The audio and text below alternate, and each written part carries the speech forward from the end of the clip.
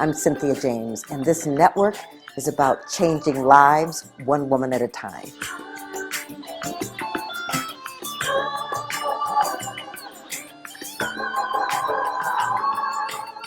Hello, welcome to Women Awakening.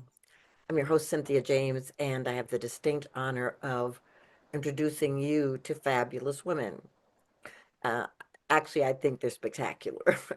I think this is the time for women emerging on the planet. And I think that each one of the women I interview is someone who said, I know what I've come here to do. I'm going to step into it boldly and bravely. And not only that, but I'm going to show others how to do the exact same thing. We are up every week on iTunes, iHeart, Spreaker, Amazon, video, YouTube. You look for Women Awakening with Cynthia James, subscribe, share the videos. What I want you to know is that every woman, there's been close to 250 women that I've interviewed now. Every woman is here to help you, invite you to your greater yet to be, to step into your power and bring your light to the planet. I really believe that the feminine energy is needed drastically in this moment. So let me introduce you to my guest. Her name is Grace Redman. She's an entrepreneur, a success coach, a speaker, and an author. She's a charismatic entrepreneur, and she helps people, she guides entrepreneurs and high performers to shatter their self-imposed glass ceilings and elevate their success. She blends practical and holistic principles, and she empowers her clients to harness their talents, unlock their optimal potential, and transform both their professional and their personal lives. I love it. She has a book. She's a best-selling author of the book, Can I Live? Dare to Go from Fucked Up to Fabulous. And she's the host of Real Talk with Grace Redman podcast. Grace's influence extends far beyond one-on-one coaching. With over 25 years as a successful entrepreneur in the competitive San Francisco Bay Area, she has coached and mentored thousands of professionals through her staffing firm. Grace, thank you. I'm so glad you're here. Oh, Cynthia, thank you so much for having me. I was really looking forward to joining you. I love your energy and what you're doing. So thank you so much. Well, I want to start by how you grew up. You probably didn't just come on the planet to be an entrepreneur or teach entrepreneurs. So, how did you grow up? Well, I was the oldest of five children, and had I had a lot of responsibility at a young age. So I guess I had an entrepreneurial role, right away. And I remember when, before I was even 10 years old, I would gather my siblings and my cousins and the neighborhood kids, and we had a purple rug in our downstairs room, and I wanted to really play teacher, but they never wanted to, come and play. They're like, we don't want to do this, like we want to play Atari, we want to play hide and seek. So I had to step into a leadership role as a very young child, and I do come from an entrepreneurial family. And I never dreamt about being an entrepreneur until I graduated from college and realized that I wanted to have the flexibility and autonomy to raise my family. And I also didn't want to have a cap on my income, if I'm being transparent. I Hello. I think that's pretty good actually. So, how did you move into beginning to support others Mm. to step into their power? And you can probably relate to this. Even as a young girl, 15, 16 years old, I started reading self-development books. And so I ended up being the person, even my mom would come to me for advice. So I ended up being the person that my community came to for advice, to listen to them, to hold space for them. And so I believe it was just something that was innate in me. And so then moving into, staffing, you're helping people every day with their livelihood, and you're coaching them. And so I'm sure like yourself, I have this desire to help. And just thank goodness, like in the staffing, you're helping people. In the coaching, you're helping people. So for me, helping others just was something natural that came to me from, a young age. Yeah. Well, it's kind of clear to me that just by being in your presence that you have this energy of being a servant leader. Thank you. So I want to just talk a little bit about your work. When I was looking at the things that came across my desk, it said, talk about the three C's of success. What is that? Yes. I've realized there's so many C's, but the top three C's for me is having conviction in your vision of your future self, personally and professionally. Like you have to have unwavering conviction in that vision. And then you need the commitment and consistency to the action that's going to get you to that vision. So just having that conviction, being committed and consistent. And being committed and consistent and taking action, it doesn't mean you have to, be hustling and grinding 24/7. When we're trying to really break that myth, but just being consistent and committed to the actions you take to step into that future self that you have in your heart. Yeah, that's beautiful. And I want to talk about the conviction of the vision, because a lot of people have goals. I want to get to here, but what's the importance of having a clear vision that you will not be moved? Well, without that clear vision. So let me go back. Having conviction in the vision, yes, is very important. However, what I've learned is oftentimes I might not know exactly what the vision is, but just having conviction in knowing that you're open to more and better, and that you're open to how you get there and you're open to how it looks like. So can I ask you a question? Absolutely. So for you, Cynthia James, Mhm. is the life that you've created even better than you ever imagined? 100%. There you go. 100%. I mean, I knew that I wanted to be a teacher. I knew that I wanted to be a speaker and an author. I knew those things, but I didn't know what I didn't know. Mm. And so I had to find a mentor, someone and went through a leadership program to really learn how to run a business because before I had worked in corporate America and different companies and I had helped other people build their businesses. Yeah. I didn't know what does it take for me to build mine. Beautiful.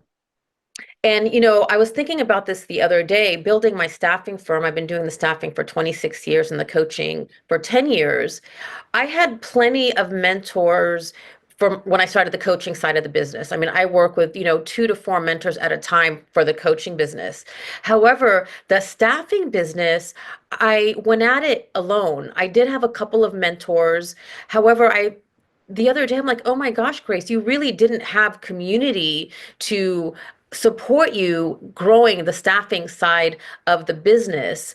And that gave me a tremendous sense of, confidence. I'm like, okay, well, I really am resilient because we do need community and we do need mentors to help us along the way. The way I did it in the staffing is I failed so much and I learned from my mistakes. Whereas the blessing now on the coaching side of the business, like yourself, I have incredible mentors and coaches who are helping me grow my coaching and speaking business. And my goodness, it feels amazing to have those mentors. And I love being the mentor to other entrepreneurs. We need that.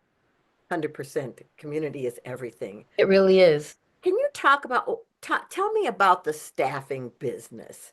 How Mm. does that work and who comes to you for staffing?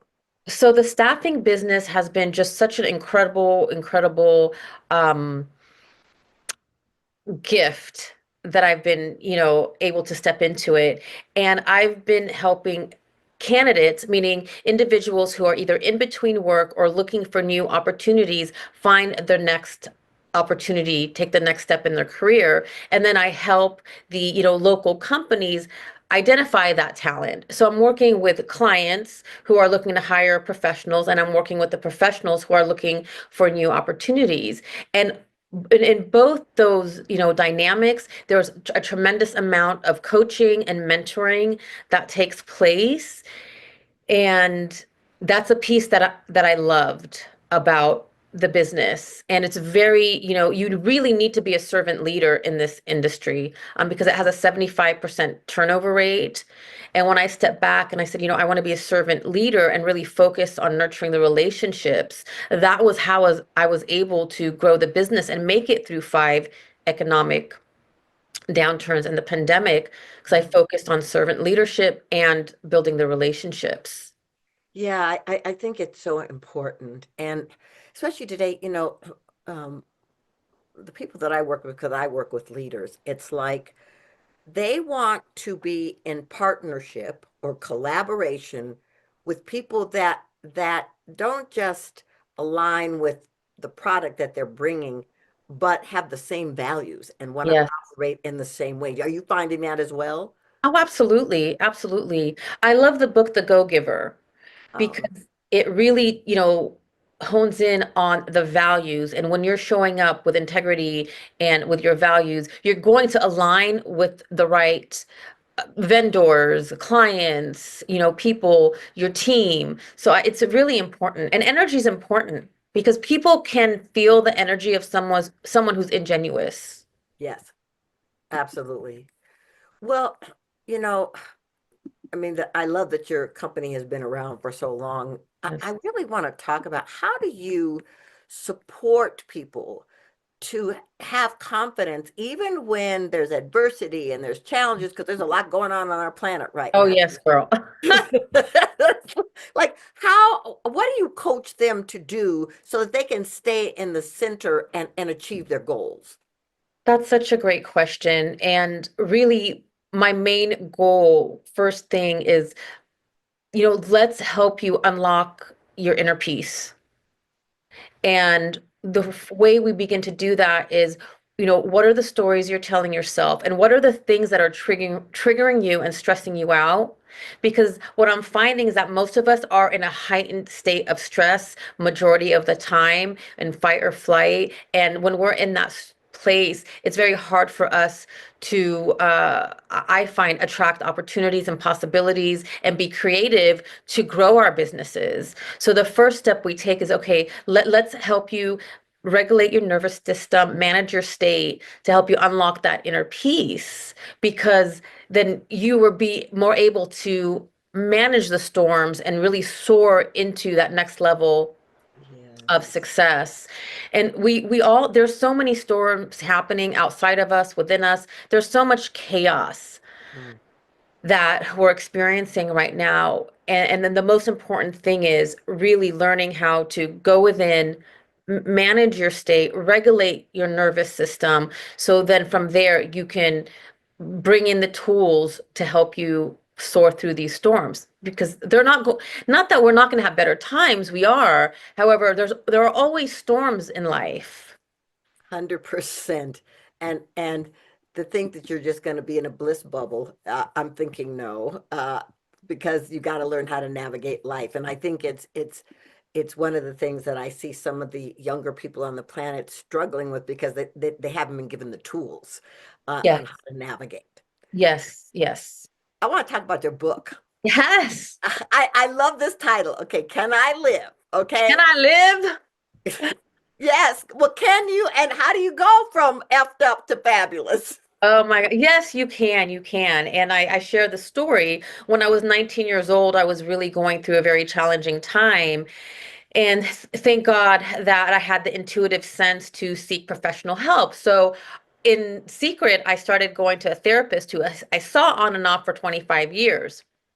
And so 10 years ago, when I started the coaching side of the business and I reached out to her and said, I'm going to start a coaching side of the business, she said, I really need to be transparent with you. I never thought that you're going to make it. And I said, oh my gosh, I hope you're not offended. I said, I'm not offended at all. It actually speaks to the resilience of, us as humans, as spirits. And so that's, what I wrote the book about, the steps that I took to move from, dysfunction to living in a healthier way, emotionally, mentally, physically, spiritually, and financially. And so that's what it's about, the steps that I took. Wow. Well, can you share some of the steps with us? Because listen, I know that there's women out there going, "Oh my gosh, I've been in therapy for 5 years. I've been up, I've been down, and I need some tools." So tell us some of the steps Yes. you took. Well, one of the most powerful principles that I learned was the most empowered person in the room is a person who takes nothing personal. And I was like, whoa, wait a second. Whoa, hold on. Let's back up. I was talking to my professor. I'm like, wait, what do you mean? He said, that's the most empowered person. You don't take anything personal. Because I was raised in an environment where you took everything personal. You internalized everything. You were worried about what everyone said about you. And that was exhausting, exhausting. And that holds you back. That's really self-sabotage. Mhm. And yes, I succeeded. However, the success felt like a struggle. So the moment that I learned that, and he said, get curious, step back. What could be going on with the other person? Don't make it about you. And that was a game changer for me. Now, it doesn't mean we don't take accountability for our part, but if we're not taking everything personal and then internalizing it, that's a game changer. That's a big part of us managing our state. Yeah. Well, and that's one of the four agreements from Don Miguel Luis. It's like take nothing personally. And so, you know, Hmm. but that thing that you said, that one word, curiosity, Yes, actually a key. yes, Because if you become curious, you don't just assume that everything is about you. that's right. Oh, okay, tell me another one. Another one is I had to learn to choose me and to begin to diminish the people pleasing tendencies that I had. Yeah. And because I wasn't solid in my self-worth and I didn't feel that I was good enough, I was constantly trying to please others. Um, I was, the yes person. I was trying to make everyone happy, and we cannot make everyone happy. That's not possible. Because if a person isn't satisfied within themselves, there's nothing that we can do to satisfy them. Right. And so once I started to learn, okay, I need to cultivate and unlock my self-worth and really be grounded in my self-worth, then all these other pieces would, unfold naturally. Like I would step out of the people-pleasing tendencies. But choosing yourself and disappointing others, it's a hard thing to do, especially as a people pleaser, because then you feel like you're the bad guy. Right. Well, and selfish. I wrote a book called I Choose Me for Women. And Ooh, yes. well, and when I was researching, women were property till the early 1900s, and we were expected to take care of everybody else. In fact, we were told if you don't put everybody first, you're selfish. That's And right. and if you put everybody first, just like you said, then you got to make everybody happy, which is an impossibility. And It's so my impossible. question for you is, what was the point where you said no more? There were so many points. Okay, so there was one point where I was struggling with my family again. And, that's what I, went to therapy for because, I was struggling with my family, with dysfunctional relationships. And so I went back to my therapist and I said, oh my gosh, here we are again. I'm dealing with the gaslighting and the manipulation. And she looked at me and said, you know what, Grace, go home. I'm like, what? She goes, I've been hearing the same story for 20 something years. I don't even know what to say to you. Go home. Come back next week. I'll have an answer for you. Yeah, right? Oh, Get okay. my ass home. Oh, sorry. Um, so I went back the next week and she said, you have a decision to make. Either you choose yourself and your family, meaning myself, my husband, and my children, or the extended family. I said, well, what about, the kids, the young kids in my family? Doesn't matter. Make a choice right now. And so I had to make that. I'm getting emotional. So I Yeah. had to make that difficult choice. And I chose myself, my husband, and my children. And when I went home to tell my husband, he said, it's about time. And I said, "Oh my goodness, I didn't know that he felt that way." And so estranging myself from my family was very difficult. I felt very isolated. However, it was one of the most incredibly healing decisions I could have made for myself and my family. Yeah, well, first of all, bravo. Thank you.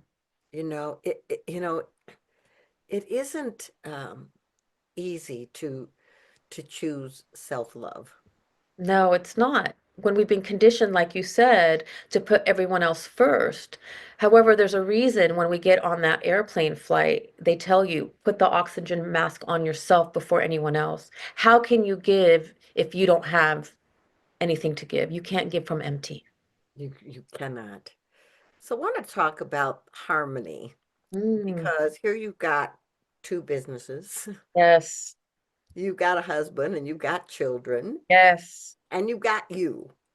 How yes. how are you creating harmony Oh with my these goodness. areas? Oh my goodness. It is every single day I need to be very intentional and very discerning on where and how I spend my time. And so this might not sound very sexy, but I have a calendar and each week everything is calendared out. And I do calendar space for fun and play and reset.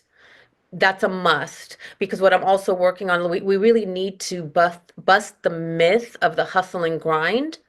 Now, there's nothing wrong with hustling and grinding as long as we integrate it with rest, reset, play, fun. And so I live by the calendar. However, the calendar has pockets of flow in it. Right. And every day I make sure I exercise and get out for a walk with the dog. That's a non-negotiable. I love it. Well, two things you said. The first one is the last thing you said, non-negotiable. You have to have non-negotiables Yes, because if you don't, people will push the boundaries and be trying to get you to do stuff. yes, But the other part that I really love is that I tell my clients the calendar is for you too. It's not yes. just for out there. And Mm, so I remember getting a job, and it was a pretty intense leadership role. And my boss said, "There's only one thing I want to tell you." He said, "Put your family and your vacations on the calendar before anything else." And I was yes, like, "What?" He said, yes. "Yes." He said, "Because if you don't, we will find ways to fill your calendar for you." That's true. True. 100%. I love that because I'm in, so many incredible communities with, high performers. And recently I realized like, okay, Grace, like you're hustling and grinding, you're not getting enough rest and reset. And so I felt a little bit, I'm going to be transparent. I felt a tiny bit of shame, like coming into these communities of high performers and saying, "Hey, y'all, I'm falling into my hustle and grind. I haven't rested and reset enough. I need to put myself and my family first." Like I was being vulnerable. And that may have been the first time where, I mean, you're talking about like really high performers. All of them were like, "Yes, right on. Do it. Put your family first, put yourself first." And once I step back and reset, Cynthia, I've been more productive. Well, 100%. And something happened recently with someone that I was working with.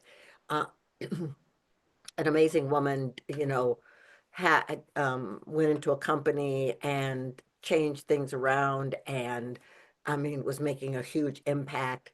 And something happened in their family where there was a huge diagnosis. Mhm. And so the conversation was, okay, I love what I'm doing over here, but I have to put this first. And so the whole work we did was how do we help her move through the emotional states of those Yes, feelings, but know that she had to choose the family because the work will be there, but the family, yes, what is needed in the moment. So, yeah. yeah, And that's really my intention as I'm working with, entrepreneurs and leaders to again, let's bust the myth of the hustle and grind because a lot of us feel like if we're not hustling and grinding, we're not good enough. We're going to lose our businesses, we're going to lose our careers, and that's not true. And I love what you said. Let's get the leaders and the executives and the management teams on board to recognize that we're a whole person. Because I believe that we've been taught to compartmentalize our personal and professional lives, which disconnects us and fragments us.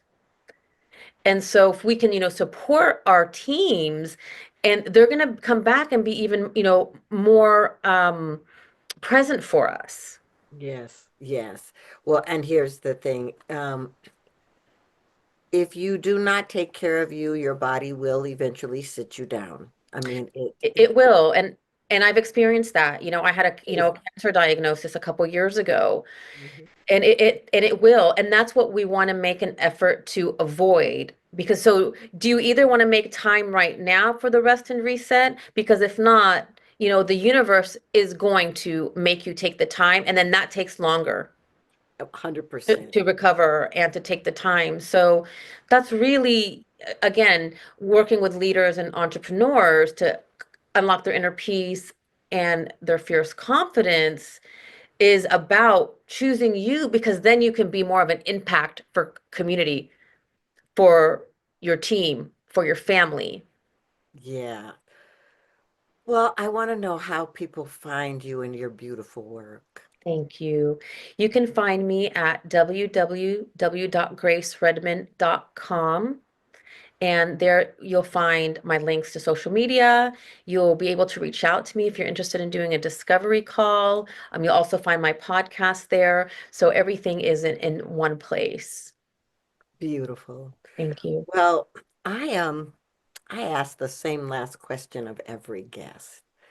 This show is called Women Awakening. What Mm, do you think is the most important thing about women awakening on the planet in this moment?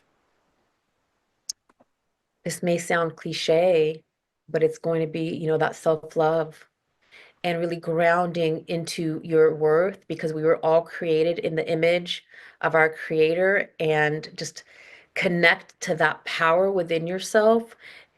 And I know that's the answer. It's like when we connect to ourselves and that power greater than us and find that self-love, we can be so impactful to really help elevate the collective because we are in a place of chaos right now. So Yeah, the world needs us to step into our the love for ourselves so we can be those people that shine the light on this chaos. I couldn't agree with you more, Grace. Thank you. Thank you for bringing when I look at you and when I tap into your energy, All right. I think Grace is the perfect name for you. Thank you. Yeah, I appreciate you so much. thank you. I'm really grateful you were here today. Thank you for having me. I'm grateful. All right, ladies, I close this show the same way every time with different words. You know, the moment, the moment you get how important you are, how essential you are, how much you matter, you will cease to give yourself away in ways that do not support your health and your well-being. So, you know, think about what Grace said and really move forward to love yourself, take care of you, and have non-negotiables for your health and well-being. I love you, and I'll see you next time.